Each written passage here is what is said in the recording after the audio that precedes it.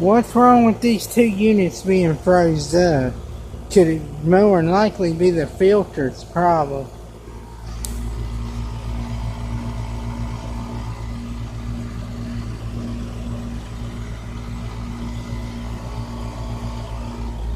That's this unit.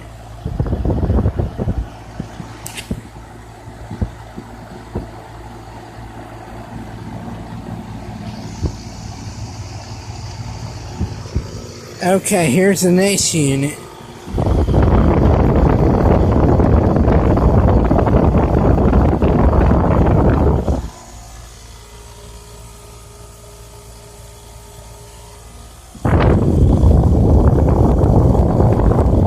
You hear it? Ruining them compressors. $400 or $500 compressors. Alright, well, call me around, man.